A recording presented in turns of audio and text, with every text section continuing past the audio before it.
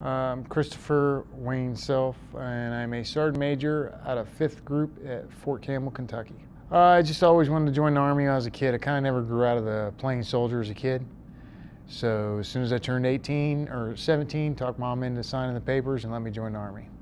So I joined in the reserves in '84, and as soon as I graduated high school in '86, I was off to the Army and been there ever since. I was shot in a funny little incident in 2005.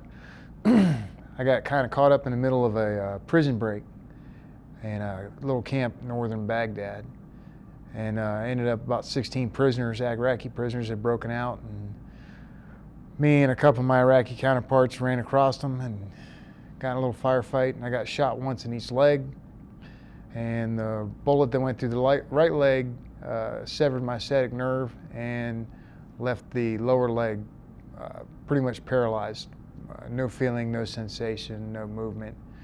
So about 7 months after that, after neurologists and doctors, we had decided that I would be better off by having it amputated. So in July of '06, it was amputated, and we were back to work by the next May. I've had a pretty good recovery. The nerve damage in my leg is still ongoing. It's just something I deal with all the time. Anyone that's had nerve pain knows the burning and the irritation that you get from it.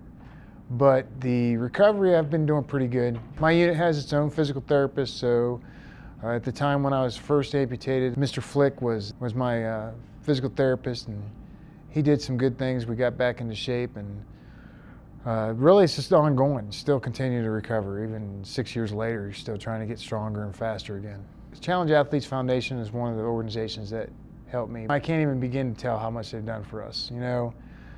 When I first got wounded, you kind of go through that depression stage. I'm sure everybody talks about how they were a little bit depressed in the beginning, especially if they were very active, and now they're kind of bedridden or chair-ridden or whatever limitations they have.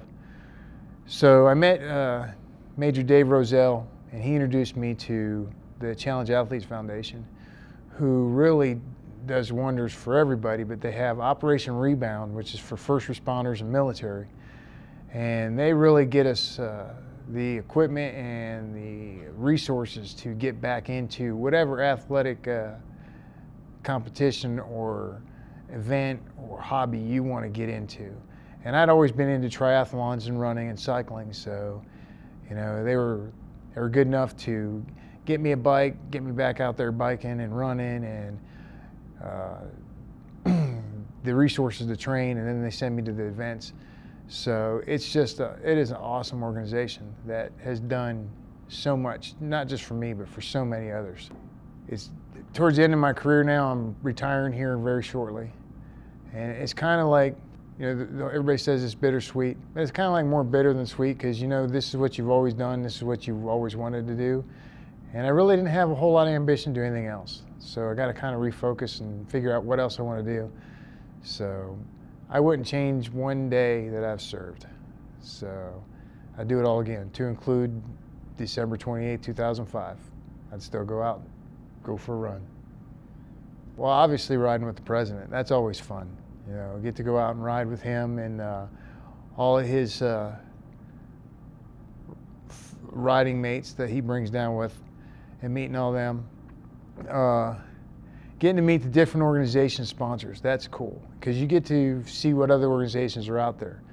I've done stuff with Road to Recovery and some of the others, but it's cool. But I think the best part is meeting the different wounded warriors and seeing what they've gone through, exchanging stories, and then just broadening your contacts, because after you leave here, you like to be able to reach out and touch people that you've met, So that's the best part, meeting the different wounded warriors every year.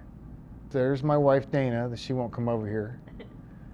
Dana and I have been married for almost 12 years, and we have 3 kids at home that are probably tearing the house up right now. Well, they're with Granny, so she lets them get away with a little more.